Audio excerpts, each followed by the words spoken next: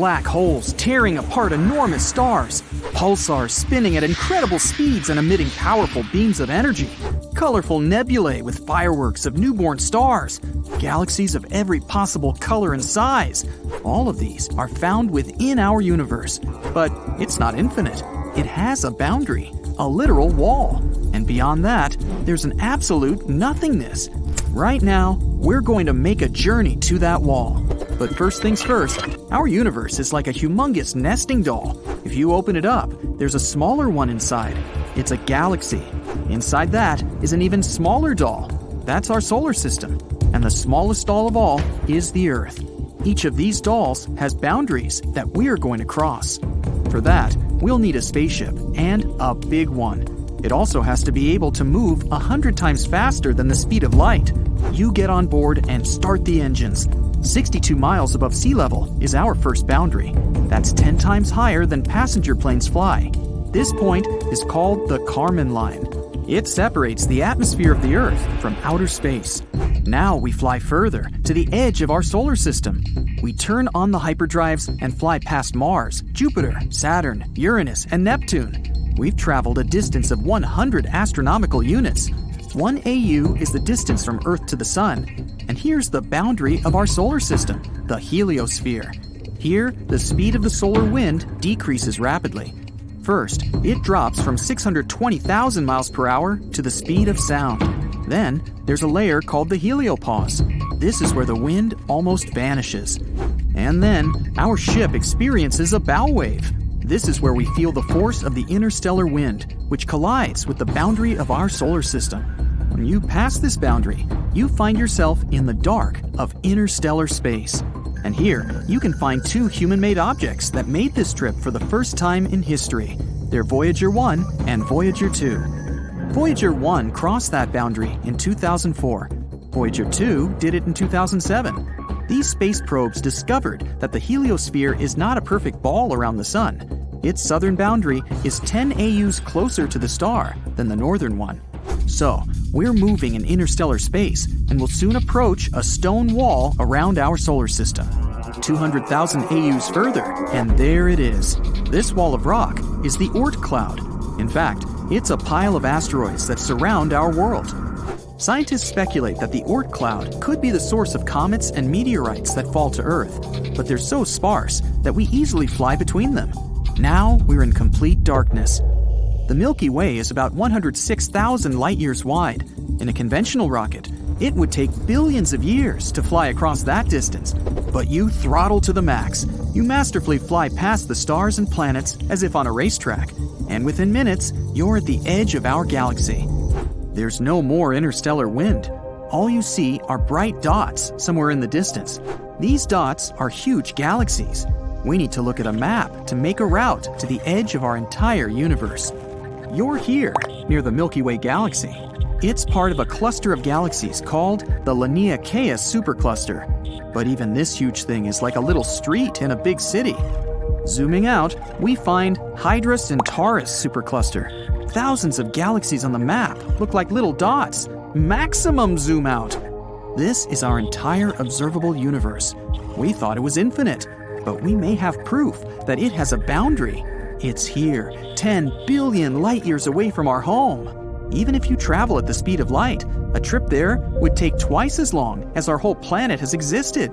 During that time, the sun will either fade away or explode like a supernova, destroying our entire solar system. And if you can live that long and then return home, you will see that our galaxy is there no more. It's long since collided with the Andromeda Galaxy and merged into one big cosmic body. Luckily, your ship is able to warp space-time so that this journey will literally take a few seconds. Boom! Congratulations! You've arrived at your destination, the Eridanus supervoid. Some scientists believe this location is the evidence of collisions of our universe with something big enough to leave such a large scar. The Eridanus supervoid is an empty and cold space 1 billion light-years wide. If you think of this void as a cup, it would fit at least 10,000 galaxies, and it appeared after an accident of gigantic proportions.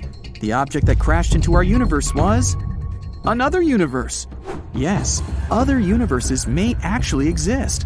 Imagine that our entire universe is a huge bubble that contains all the clusters of galaxies in the observable universe. There could be an infinite number of such bubbles. They could have been born during the Big Bang. These universes may be different from ours. They may have other galaxies and nebulae. But these bubbles could also be parallel universes. This means that if you chose cereal over oatmeal in the morning, in another universe, your twin would choose the oatmeal. Every choice you ever made in life had completely different consequences in a parallel universe. And because the number of choices are infinite, there's a whole infinity of parallel universes. So, like a regular bubble, our universe has a wall that is near the Eridanus supervoid. Long ago, another bubble flew past ours. As they approached each other, their gravitational fields began to interact. Our boundary wall began to deform and pull toward the other universe. The same thing happened on the other side. Then the walls of our universes came into contact. But as these bubbles moved, their connection began to break, and the other universe just ripped a huge chunk of ours. A cold void was formed at the point of collision, and that was the Eridanus supervoid. The problem is that the universe looks the same to the observer, regardless of point of view. For example, imagine a basketball hanging in the air. Now, if we put an ant on the ball and tell it to find the edge of the ball, it will start running around it, making an infinite number of circles. But the landscape around the ant will not change. All it will see is a rounded horizon. That's because the ball remains the same from any point of view.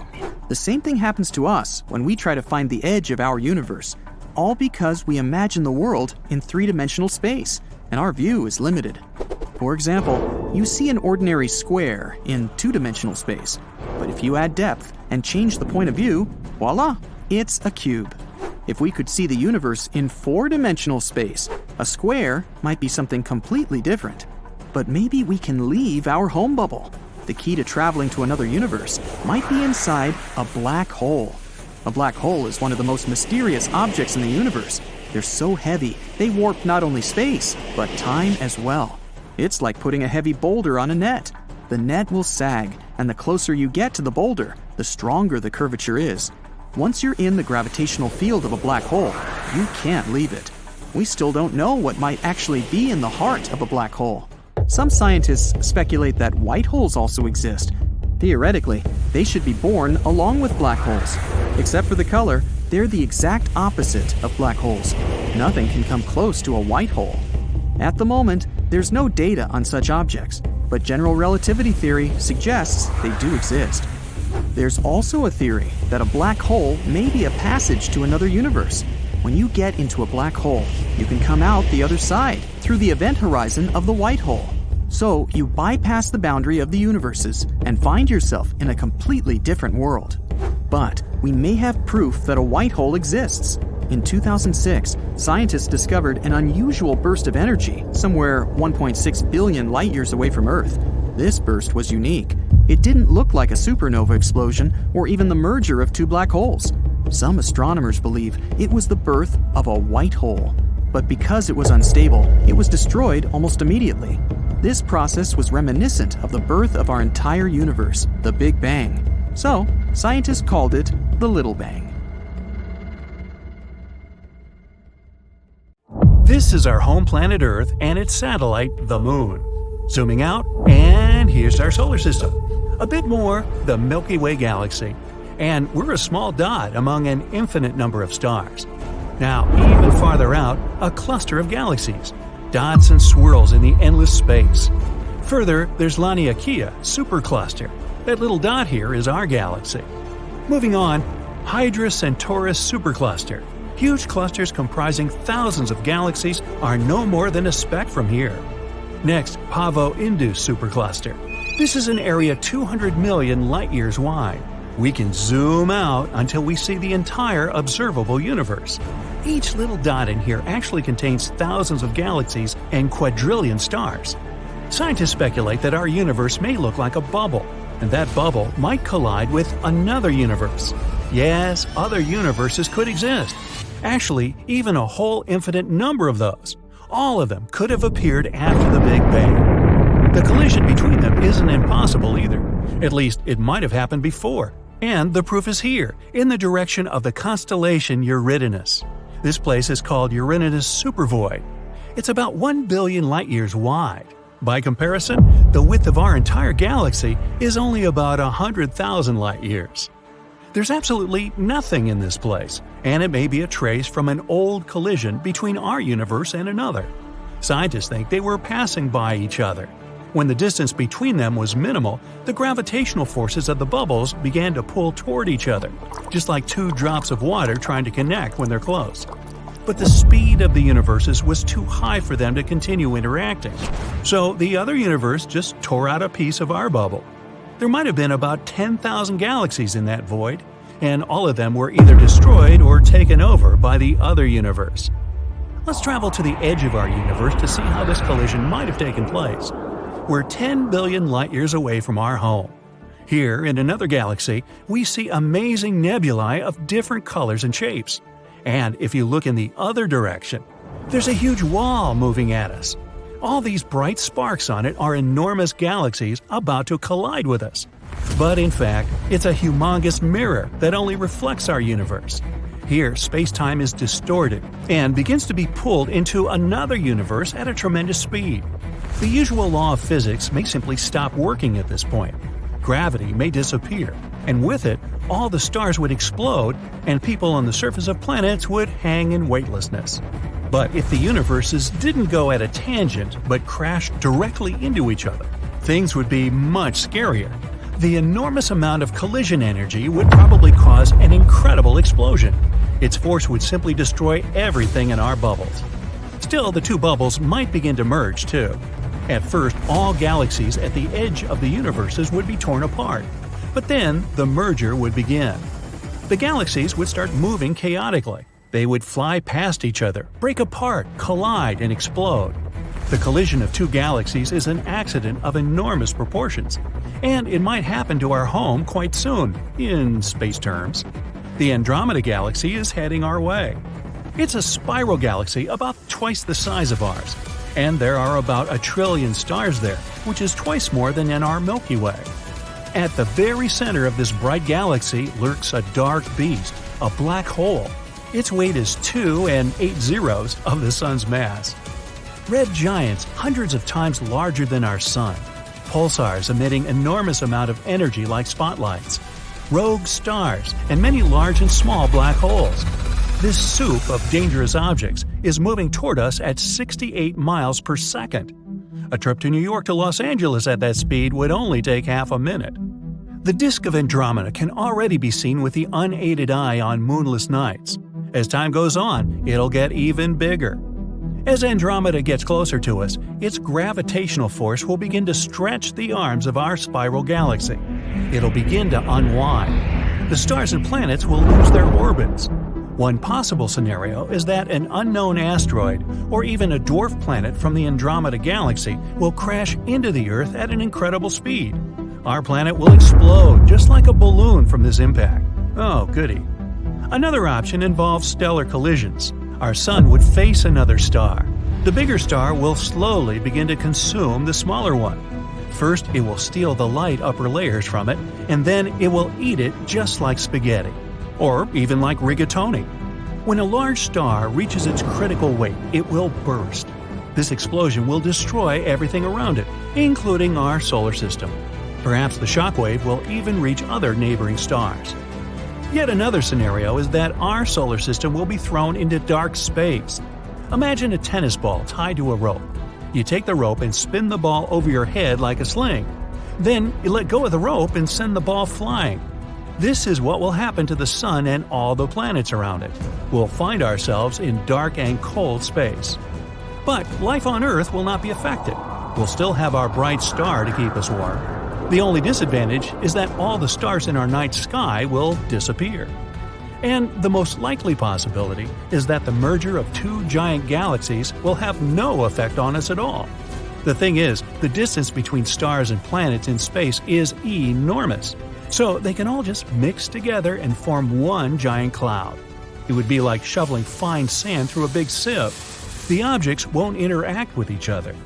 But the most interesting thing will happen to the black holes in the centers of our galaxies. Right now, there's a dense cluster of stardust and stars around them. As Andromeda and the Milky Way come closer together, they will begin to dance with each other. Gee, will it be the twist or the foxtrot? And when the black holes get close together, they'll begin to swallow all matter around one another. Billions of tons of colored stardust, asteroids, and star particles will fly toward the very center of either black hole. It might seem like this process happens very slowly, but it's an illusion. Super heavy objects like black holes warp the space-time grid, so time is much slower near black holes. And all objects that seemingly stay on the event horizon for weeks or even months are actually long gone. When the black holes finally come together, they merge into one supergiant black hole, but its mass is slightly less than the combined mass of the two dark monsters. Some of their weight is transformed into collision energy. This energy is released so strongly that its waves can be felt in other galaxies. Now, a huge black hole gathers all this dense and hot core of the two galaxies around itself. At some point, the black hole feels full and throws out powerful jets of energy into space. This is called an active galactic nucleus. It's one of the brightest phenomena in the universe and the most powerful source of electromagnetic radiation ever known. These jets may be more than 5,000 light-years long. By comparison, the distance from Earth to the nearest star, Proxima Centauri, is only 4.2 light-years. And the explosion that accompanies the jets has the power of 100 supernova explosions. Wow, blows my mind. The blast wave from this event could even reach the edges of a new galaxy, and this outburst would be visible from millions of light-years away. Now, there are dense clouds of multicolored dust at the center of merged galaxies. The weight of these clouds is so great that they begin to shrink and take on a round shape. Gradually, they become so heavy that they compress the core and nuclear reactions start inside them. The temperature begins to rise and soon, boom, there's a supernova. It's a veritable fireworks show at the center of the galaxies. Stars erupt from the fog and form new hot worlds. At this point, the arms of the two galaxies that were previously pulled out slowly return to their former shape. The super-heavy center of our galaxy has such a gravitational force that it affects stars and nebula hundreds of thousands of light-years away. The galaxy's arms twist again, and we see the new and finished galaxy, the Milkomeda, or Milkdromeda. Hey, how about the Andro-Milky-Meda way? Blah blah blah. Well, that's hard to say. You're traveling through deep space, circling stars and entire galaxies. Whoa, looks like this multicolored nebula will soon collapse under its own weight and explode like a supernova. Now let's carefully circle this black hole. Try not to get caught in its gravitational field, or it'll swallow you like a space monster. Wait, what's that strange structure right there? It's a glowing wall. And if you look closely, each glowing dot is an entire galaxy. That wall has about 100,000 of these galaxies. The Milky Way has 100 billion stars. So this wall holds a quadrillion, that's 10 followed by 15 zeros, of stars like our sun. This giant structure is called the South Pole Wall. It's located about 500 million light-years from Earth. By comparison, the closest star to our home is Proxima Centauri, and it's about 4.2 light-years away. Rockets can cover that distance in about 73,000 years. So the journey to the South Pole Wall may take longer than our solar system exists. And this wall is simply gigantic, even on a cosmic scale. It's about 1.37 billion light-years long.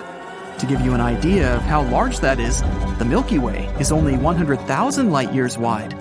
But you can't see this wall even with the most powerful telescope. The problem is that the Milky Way itself obstructs your view. It's so bright that it's hiding this wall.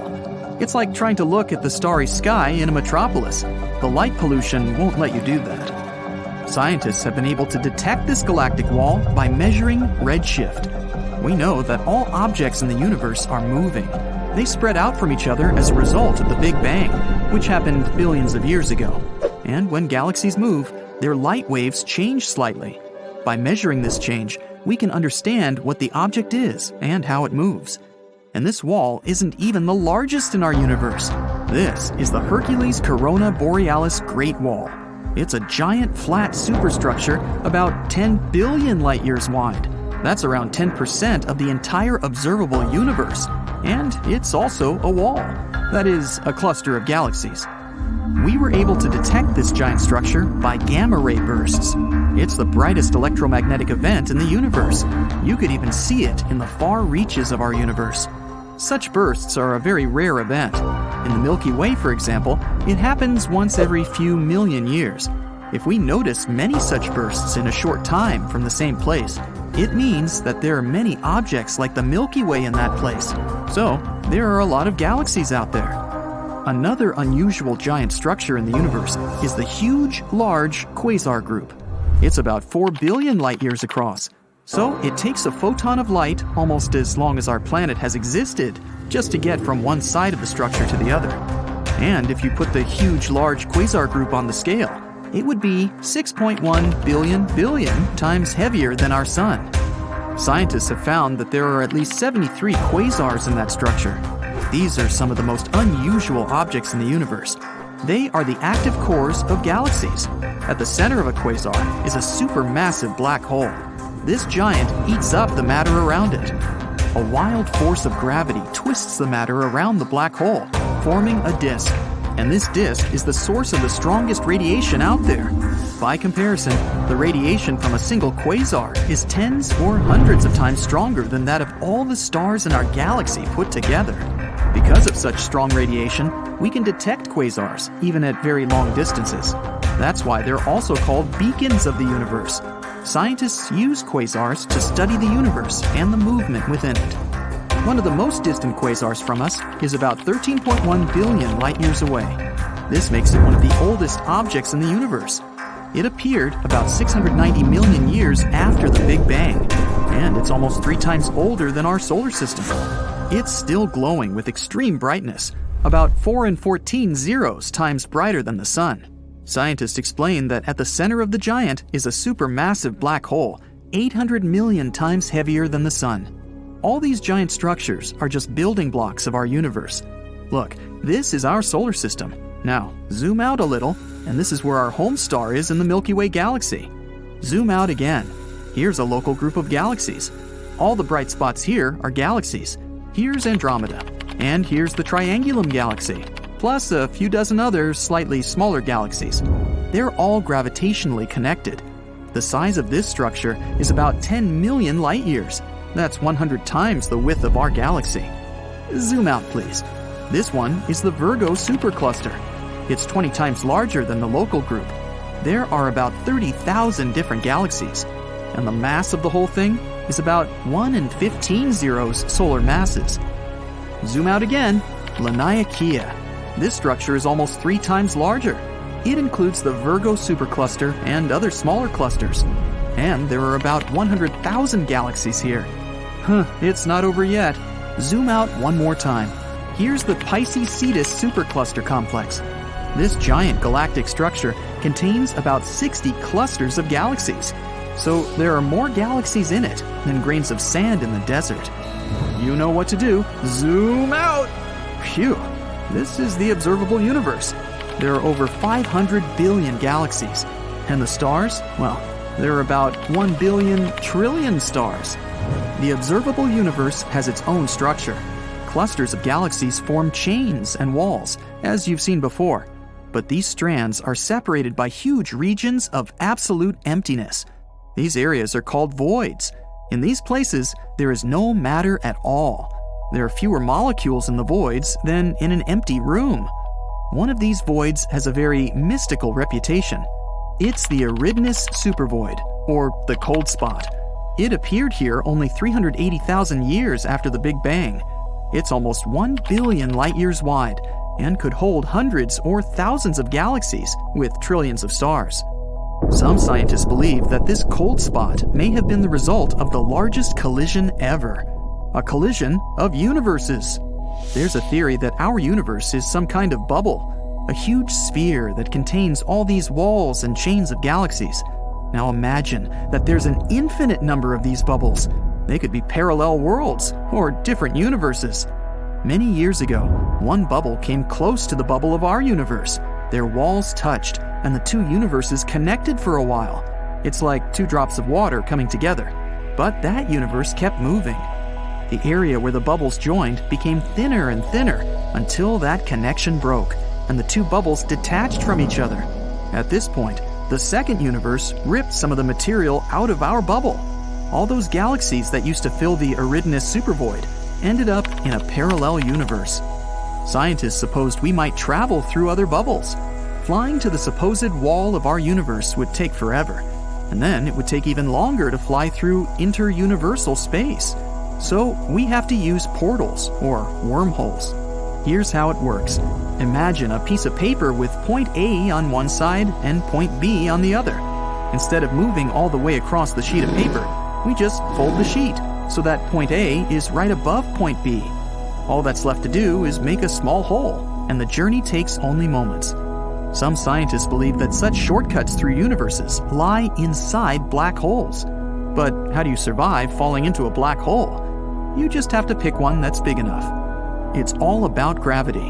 Imagine you're falling into a black hole right now. The closer you get to it, the stronger effect it has on you. It intensifies with every inch. At one point, the gravitational force that affects your head is much stronger than the one that affects your feet. Then you turn into spaghetti. Yum. But if you choose a supermassive black hole, like the ones at the centers of galaxies, the gravitational force in them increases gradually. They can be millions of times heavier than the sun and much bigger, but the gravitational force on your head and your feet will be almost equal, and you will still feel comfortable. Who knows? Maybe if you manage to survive a fall into such a massive black hole, you'd find yourself in a completely different universe where different laws of physics apply. But so far, this is just a theory. There's this mysterious thing in space, an unusual spot that scientists haven't been able to explain for more than 15 years. There are different theories, and one of them says that maybe this is an imprint from a collision with a parallel universe. Is this true? Well, let's see. Take a look at this map. This is the map of our universe. Well, not really. This is actually the map of cosmic microwave background radiation, or simply CMB. Many billions of years ago, there was a Big Bang. It was so powerful that it created our entire universe. And, of course, such an event couldn't occur without leaving some consequences. And these consequences are literally everywhere. The Big Bang left electromagnetic radiation, which we know as CMB. We don't notice it in our daily lives, but it's literally here, under our noses. And if you had some kind of superhuman vision, you would see how everything around you shines with this dim light. This radiation is very important. If we hadn't discovered the CMB, we would never have found out about the Big Bang. Previously, scientists believed that the universe had always existed. There was no beginning and there was no end. It sounded pretty ridiculous to us now, but less than a century ago, people were absolutely sure of it. Stephen Hawking was one of the first scientists to guess that the universe did, in fact, have a beginning. The guy was so cool that he realized this as a student while working on his doctoral dissertation. But, unfortunately, he had no proof. If there was such a strong bang billions of years ago, then where are the traces? Where's the proof? Laughed people who believed in the eternal static universe theory. But don't worry. They had the proof rubbed in their faces real soon. In 1965, astronomers Arno Pienzas and Robert Wilson discovered CMB, and that was the first grandiose proof of the Big Bang. It turned out that radiation was everywhere. We just didn't notice it. In fact, at first, Pienzas and Wilson themselves mistook it for the noise of a big city, or pigeons, or something else. For their discovery, which turned the world of science upside down, they received the Nobel Prize. Alright, so people learned that they were surrounded by electromagnetic radiation. Then they started collecting more data about it. They accumulated more and more info over the years until they made this very map. This is a map of CMB temperatures. But while creating it, scientists discovered something unusual. Let's take a look at this map. It looks like a large and diverse pattern of cold and warm places. But in reality, our universe is quite uniform. All temperatures on this map are close to negative 455 degrees Fahrenheit with very little difference. All temperature fluctuations between these places are small, and each tiny speck actually spreads over millions of light years. So everything in our world is pretty calm and stable, except for one point. This cold spot right here. Astronomers first discovered it in 2004. First, it looked like nothing unusual. It's just a region where the temperature is below average for a couple of microkelvins. But remember, we're not talking about a small area. This is a giant cold region. It's literally billions of light years in size. Wait, the scientists thought, this can't be true. The universe should be consistent everywhere. According to our standard model, this cold spot simply shouldn't exist. But it does exist though. This isn't just some mathematical error, it's right there. So what is this cold spot, and how did it appear? Astronomers have been trying to find the answers to these questions for years. Even now, we have only a few theories. So let's discuss them all. Theory 1. Cosmic texture. This idea was brought up at the end of 2007. Then scientists suggested that this cold spot could be the hills of space. In other words, it may be a bumpy region of the universe, just part of its texture. But that's a silly explanation, so this theory was quickly discarded. Theory 2. The supervoid. This hypothesis was considered the most plausible for a while. It stated that the cold spot was actually the so-called supervoid. It's a terrifying, dark place of our universe with almost no galaxies. And because it's an empty region with almost no stuff in there, it seems cold to us.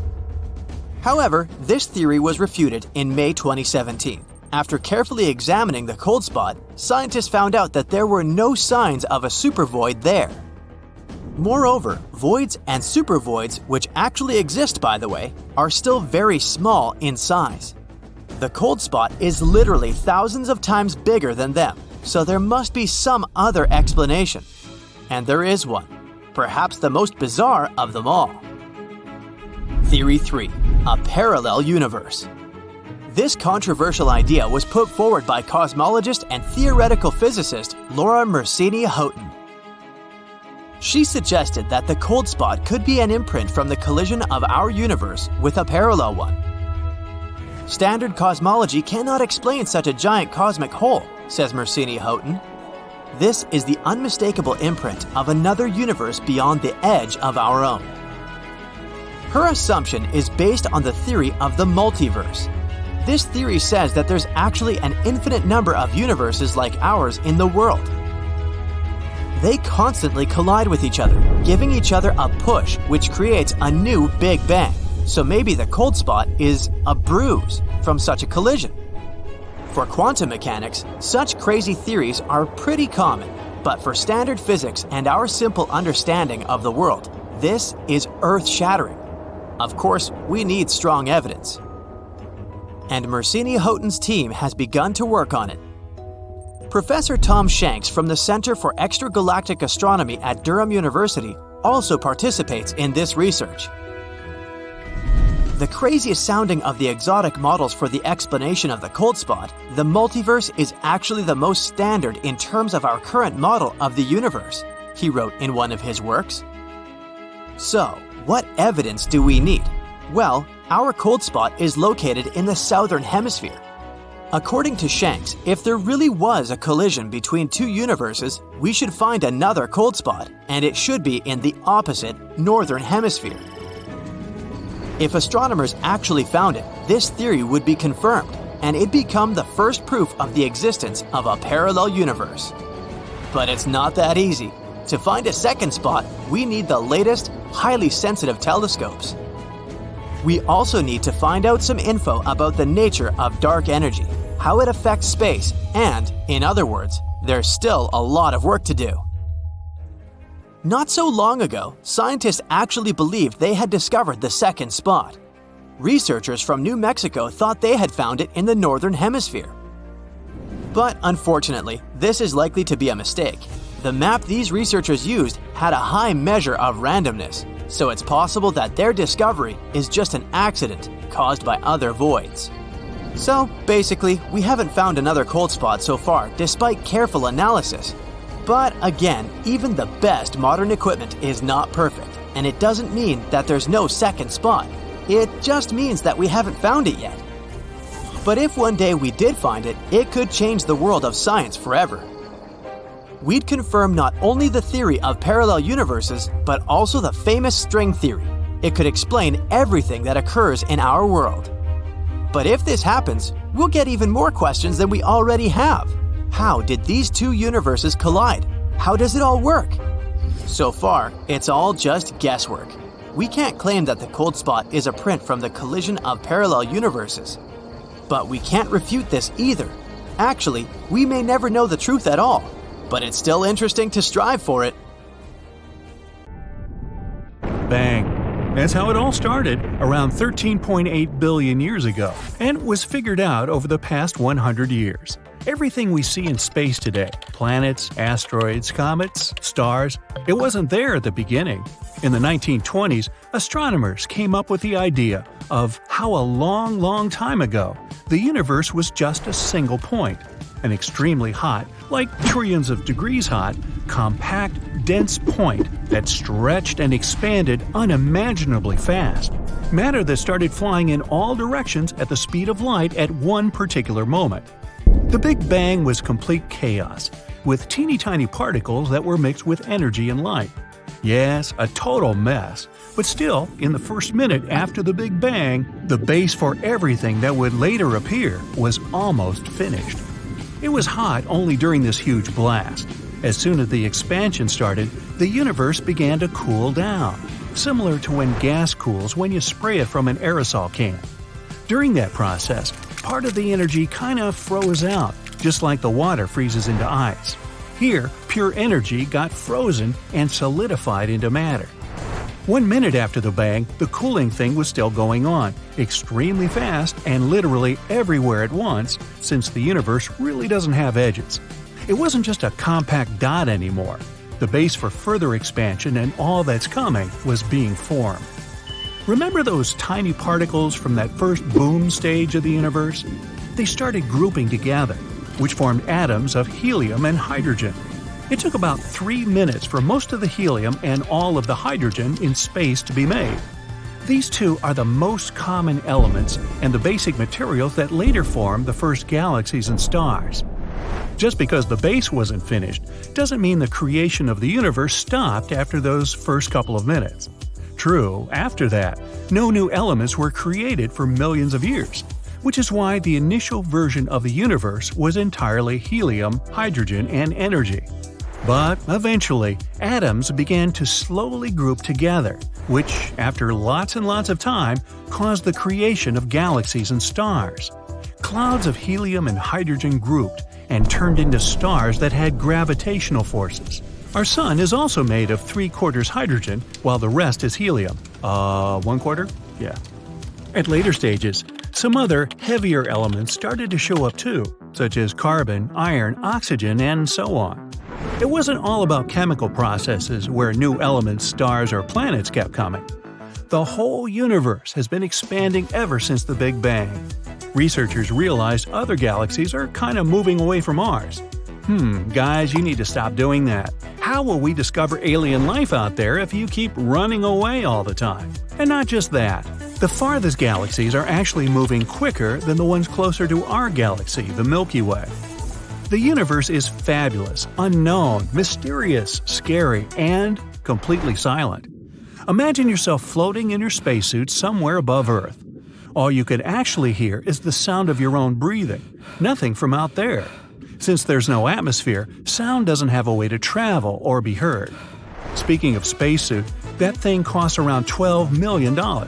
I guess that means we'll have to wait up a little bit more to try that whole chilling in space thing. Mercury is the closest planet to the Sun, so you might think it's the hottest one too.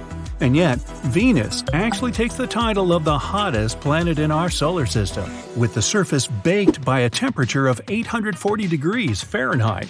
Fair enough. Mercury doesn't have an atmosphere, which is in charge of regulating temperature, so it loses the race for the title of the hottie of the solar system. Venus also has pretty long days. Just one takes around 243 Earth days. Now that comes in handy for those people with pretty long to-do lists, who like to take it easy and slow. However, Venus orbits the Sun in 225 Earth days, which means 1 year there lasts 18 days less than a Venus day. You can have 2 birthdays in one day then? Well, 2 birthdays in a day could be one of the good sides, but the downside is that on Venus, it rains sulfuric acid and snows metal. Not so fun anymore, huh? The Earth is cool itself. Being 4.5 billion years old and the only known planet that supports life, it also has more trees than there are stars in the Milky Way. 3 trillion, while there are only 100 to 400 billion stars. We may have counted trees, but still, so little do we know about our ocean. Only 5% of it is explored, so we know less about it than about Mars or the Moon, whose surfaces have been fully mapped. It's funny how outer space is just 62 miles away from us, counting from above sea level on our planet. Seems so close, I sometimes go that distance just to have my breakfast. And yet, only 5% of the universe is visible from Earth. 68% of it is dark energy, while 27% is dark matter, which we can't see with a telescope. So close, yet so far. We will always see the same side of the Moon no matter where we are on Earth. The Moon rotates on its axis at the same speed it orbits the Earth. This is called synchronous rotation. Sunsets on Mars are blue. That happens because the fine dust on the red planet has the size perfect for blue light to efficiently penetrate the atmosphere of Mars. So the blue light scatters, after which it stays closer to the direction the sun goes, unlike the light of other colors. The universe is full of wonders, and one of them is a planet made of diamonds. Yay! It's twice bigger than the Earth, and scientists believe it's mostly covered in diamond and graphite. Now to get there, you might probably need that $12 million spacesuit, together with a really expensive ship. But if, and that's the key word here, you manage to go there and back, you may even easily pay it off. Scientists also have some predictions as to the end of everything. Oh boy, ready for this? At its early stages, the whole universe was dense and compact, so it was really thick.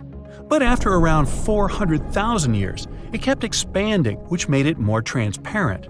All of this encouraged releasing light we know today as the cosmic microwave background, or CMB. It's like if you turn your TV on an empty channel and switch off the cable, you'll see the static black and white dots moving on your screen. There's something like the CMB, and also an afterglow of all that energy that was released during the Big Bang. CMB is still here. Astronomers can see it through the microwave telescope. Expanding never actually stopped. The universe is still spreading every second at an unbelievable speed, causing all the objects in space to move away from each other all the time. How repelling. We know it because the Sun from other galaxies appears redder than it's supposed to be. This is called red shift, and it happens when the source of light moves further from the one who's observing it. Then there's gravity. It attracts all objects in the universe to each other, which is the reason why planets keep orbiting the Sun, or why our solar system orbits the center of the Milky Way. It's why we stay on the ground, while in space we'd float since there's no gravity up there. Having all this in mind, scientists got the idea that one day the universe will simply take the opposite direction and start shrinking back, which will be known as the Big Crunch. Whether this really happens depends on the type of our universe. If it's open, it'll keep expanding and nothing will ever stop it. But over time, as it's stretching, the density will become so low, galaxies won't be able to form new stars, and the existing ones will fade away. When space loses all the light and heat, life won't be possible. The universe will just remain as a cold beyond, which will keep spreading thinly into endless darkness.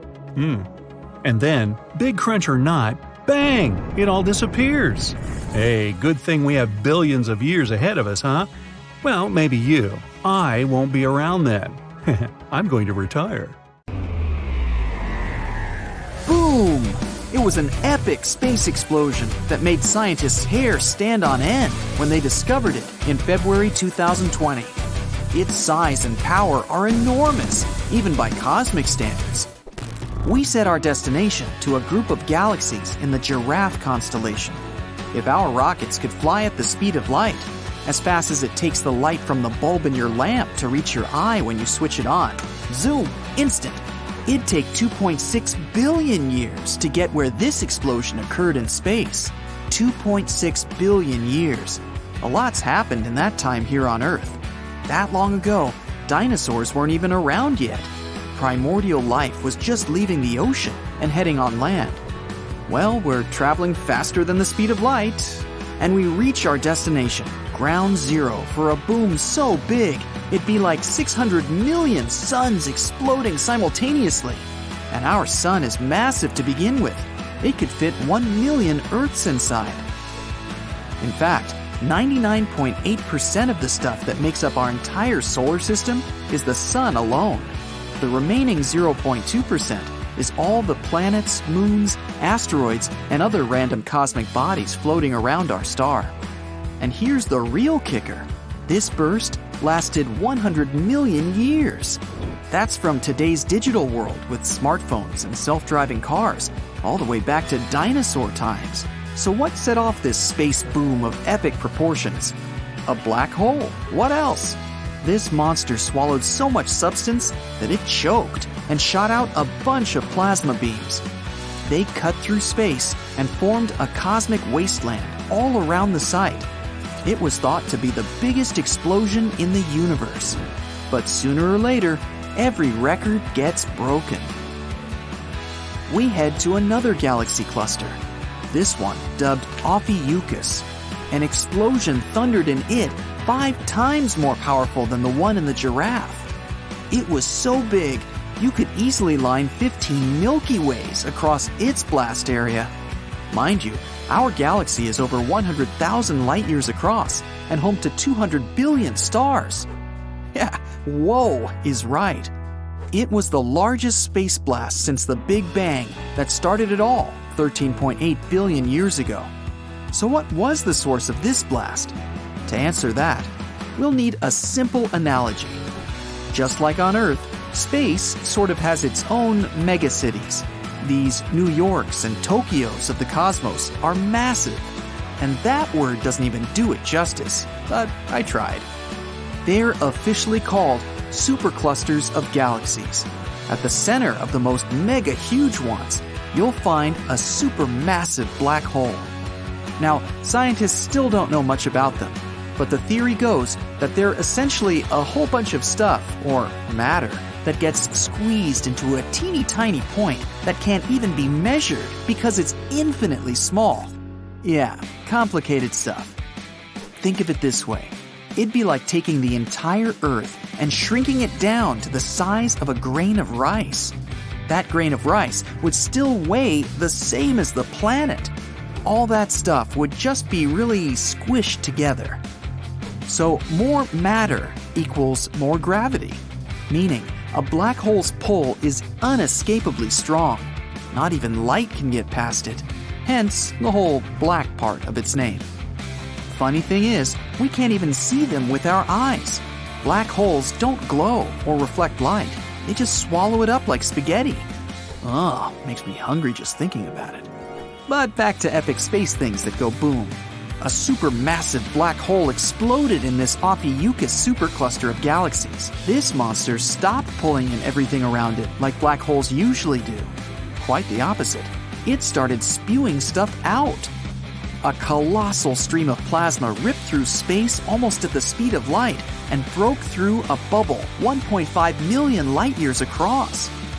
Every thousandth of a second, it was like 20 billion megatons of TNT went off, and it continued doing that for 240 million years. But now, I draw your attention to the heavyweight of the Milky Way. It's the toughest guy in the galaxy, a supermassive black hole called Sagittarius A-star. The mass of this beast is 4 million times that of the Sun. And you'll like this, it's only 25,000 light-years from our home planet. In space terms, this thing is pretty much like our neighbor 2 houses down the street. Wait, don't worry, no need to pack up and move. Our neighbor has given up his old business of shooting hot jets into space. But in 2019, he did make astronomers' hearts skip a beat. Near this Sagittarius A-star, they noticed a flash that was 75 times higher than normal. Their theories: 1. The hole swallowed up part of a star that found itself wandering way too close for comfort. Or 2. A gas cloud crashed into it. After a 14-hour spike in activity, Sagittarius A-star finally calmed down. Phew! But in the past, this giant was quick-tempered and knew how to light space up. 3.5 million years ago, our very ancient ancestors, as in they weren't technically human yet, were already walking across Africa, innocently unaware of a cataclysm happening far off in the sky above them. It looked like a beacon that suddenly turned on and shot out 2 cone-shaped beams. The whole thing was triggered by a hydrogen cloud 100,000 times more massive than the Sun. It came too close, and Sagittarius A-star reacted. Those jets of plasma cut through space for 200,000 light-years. They didn't stop for another 300,000 years. That's the snap of a finger on the cosmic scale. But astronomers still find traces of that boom even today. Neutron stars also know how to set off some fierce fireworks. They appear after giant stars run out of fuel and collapse in on themselves. Imagine the entire sun getting squished down into the size of a small city. Yep, that makes neutron stars incredibly dense and heavy. 1 teaspoon of their matter weighs around 10 million tons. They spin extremely fast, hundreds of full rotations a second. And for some of them, they shoot out energy beams from the poles, making it look like a cosmic lighthouse. One of the most interesting neutron stars is in the constellation Sagittarius. Like black holes, it has powerful gravity and pulls in tons of matter. This all collects in a massive rotating disk. This particular one was powered by hydrogen from a nearby star. It gulped up its neighbor, taking in so much matter that it started heating up. The result? A gigantic fireball launched from its surface. Astronomers witnessed this on August 20th, 2019. They saw a 20-second flash that lit up space. It was the brightest burst NASA has ever seen. The star spent more energy on it than the Sun produces in over a week. But of course, nothing beats the biggest boom of them all, the one that brought life to our entire universe, according to the most popular theory. But first, a little backstory. Scientists say only 5% of the universe is stars, planets, asteroids, comets, dust clouds, you, me, your chinchilla, all life, basically all the stuff you can see with your own eyes. So what can the remaining 95% be? The mysterious and dubious sounding dark energy and dark matter. In simple terms, they're like the yin and yang of space. Dark matter makes things attract to each other with gravity. It's the glue of our universe, keeping everything together. Dark energy does the opposite. It makes things repel and grow further apart. So the theory goes. And weirdly enough, dark energy makes things grow further apart the farther they are from each other. Scientists can even see this for themselves. The more distant a galaxy is, the more quickly it's moving away from Earth. But those two forces weren't always around. In fact, about 13.8 billion years ago, there wasn't anything around. Everything was condensed into a teeny tiny dot that's infinitely small. Sound familiar? Yep, this mysterious, forever shrinking point is also in the center of black holes, and it's called a singularity. It's where all our fancy science and math breaks down. It's the most puzzling thing out there. But one day, That incredibly dense and hot point started to expand in all directions, and it grew faster than the speed of light, doubling its size 100 times within a fraction of a second. If you want the specifics, it was 100th of a billionth of a trillionth of a second. Yeah. The more time passed, the faster and bigger it grew, and it's been expanding since, like blowing up a balloon that never pops. Scientists called this expansion the Big Bang. There's only one star in our solar system, the Sun, and all the planets orbit this star. But there are also systems where a planet orbits two suns. For example, Kepler 16b. It's an inhospitable and cold place, made of half rock, half gas. But the coolest thing there is that if you visited this planet, you'd see two sunsets and have two shadows. But astronomers seem to have found something rarer and more bizarre. There might be a planet that orbits three stars at once. The GW Orionis star system is around 1,300 light-years away from our planet. It's composed of three orange rings. They're made of dust and nested inside one another. In the center of this system, you can see three stars. Two of these stars are binary. It means they orbit each other. The third star revolves around them. Scientists have found out that the three rings are misaligned. The innermost ring swings widely in its orbit, and the outermost ring has a tilt of 38 degrees. So, astronomers came up with two theories. The first theory says the break in these rings occurred because three suns created torque at the center of the entire system. Torque is a gravitational force that always acts toward the center. But sometime later, this theory was written off. There wasn't enough turbulence in these rings for this theory to work. The second theory claimed that this phenomenon could be happening because a planet formed inside one of these rings. A young planet could affect the gravitational balance of the three-ring system and be the reason they were spread so far apart. There's a specific gap in the dust cloud. Based on its size, the planet we're talking about must be a large gas giant the size of our Jupiter. All space objects have been formed thanks to gravity pulling matter together. If there's even the slightest rotation at the beginning, the spin rate increases with time, especially when an object starts collapsing.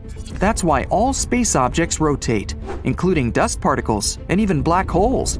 Black holes lose their mass because of a thing called Hawking radiation. Their event horizons are becoming smaller, but this process is very, very slow.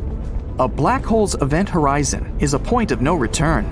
It's like a boundary that surrounds a black hole, and nothing, including light and radiation, can escape once it crosses this boundary. The average black hole would need billions of times the age of our universe to disappear completely. Our home Milky Way galaxy might also contain a supermassive black hole, but we're in no danger. One of the closest large black holes, V4647 Sagittarii, is most likely 20,000 light-years away. It's safe to observe the effects black holes create from a distance. Problems start when you get too close because of their mind-boggling gravitational force. Galaxies can consume one another, which is one of the ways how they evolve over time. Our closest neighbor is called Andromeda, and it's currently munching on one of its satellite galaxies. In the past, Andromeda ate at least two others. Plenty of star clusters are scattered all over this galaxy. Andromeda must have stolen these stars from other galaxies. Scientists have finally managed to identify those stars. They have tracked them back to galaxy mergers that happened billions of years ago. 10 billion years ago, our home galaxy also went through a collision. That's why now its halo isn't like the ones other spiral galaxies have.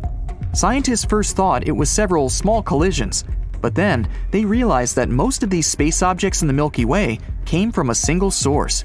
It was another galaxy, Enceladus, that the Milky Way collided with. The Milky Way and Andromeda galaxy might collide, but it's unlikely to happen in the next 4.5 billion years. Neutrinos are electrically neutral particles that are so powerful that they can go through miles and miles of lead, and nothing will stop them. Some of them are passing through your body as you're watching this.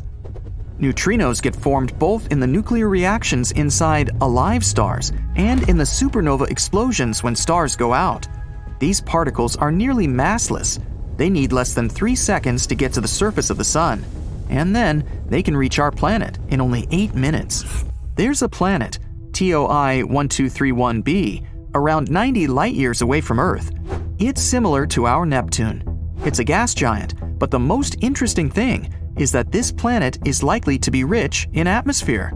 The planet is over 3.5 times as large as Earth and a bit warmer than we're used to, 134 degrees Fahrenheit. It orbits a red dwarf star, way smaller than our sun. But this star is also much older. 1 year on the planet is only 24 Earth days long. Even though the planet is close to its parent star, it remains relatively cold. That's because its star is on the cooler side too. Astronomers think they've seen clouds in the atmosphere of this mysterious planet, and maybe they're even made of water. This star and planet system is moving away from Earth pretty fast. That's why scientists easily detected hydrogen atoms that were escaping from the planet's atmosphere. Yep, that means the planet may even have a tail. A hypothetical white hole is a bizarre space object that is the opposite of a black hole.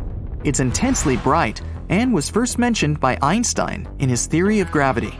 Most often, scientists talk about white holes in the context of wormholes.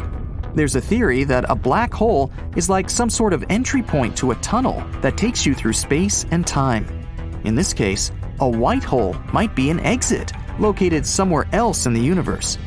On the other hand, white holes don't necessarily need to be exits from wormholes.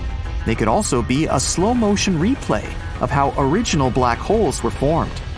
So, the formation of a black hole starts with an old massive star. After it collapses under its own weight, it usually turns into a black hole. But sometimes, quantum processes don't turn a star into a black hole. Instead, they make a white hole that starts spewing out the matter of the original star again. But so far, this is just a theory. Some planets, like Mars and Venus, have pretty intense weather with powerful storms. And now, an equally strong space hurricane might have come to Earth. It was a swirling mass of air about 620 miles wide. Satellites spotted the hurricane hundreds of miles above the North Pole, somewhere in the Earth's upper atmosphere. The hurricane was raining not water, but electrons. It lasted almost 8 hours before it finally broke down. It was spinning in a counterclockwise direction. It's possible there are oceans hidden under the surface of the moons surrounding Uranus. Scientists have also been investigating the oceans on Jupiter's moon Europa and Saturn's moon Enceladus. These oceans are hidden below the moon's icy crusts. Uranus has 27 moons. 5 of them are especially big. Those are Umbriel, Titania, Oberon, Miranda, and Ariel. Back in the 1980s, when people sent Voyager 2 to get us some images of these 5 moons, scientists found out that they had lots of craters and were made up of ice and rock. Pictures astronomers got then also showed signs of liquid water. It was erupting from the moon's depths and freezing on the surface. One of the most plausible explanations was the oceans under the surface. As a moon moves around a planet, the magnetic field of that planet tugs at it. That is how the moon stays in its orbit. This tug generates an electrical current that transforms into a magnetic field. Such a magnetic field is called induced, and subsurface oceans might be the reason why this induced field can be produced. Saturn is well known for its famous rings, but Neptune, Uranus, and Jupiter also have rings.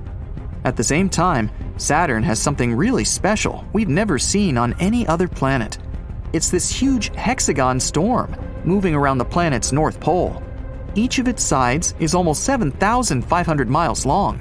That's an area so great, we could place almost 4 Earths inside. According to thermal images, this hexagonal cloud pattern goes down into Saturn's atmosphere for around 60 miles. The planet is hiding behind thick clouds, and sunlight can't get through them. That's why astronomers can't see what exactly is going on there. But there are theories. Saturn is a gas giant. When gas deep inside the planet gets heated, it strays further out. Huge amounts of energy are released along with that gas, which makes it rise, expand, and lose density. The same processes cause hurricanes and tornadoes on our planet. On Saturn, whirling gases come out of a high-pressure zone located within Saturn's outer layers.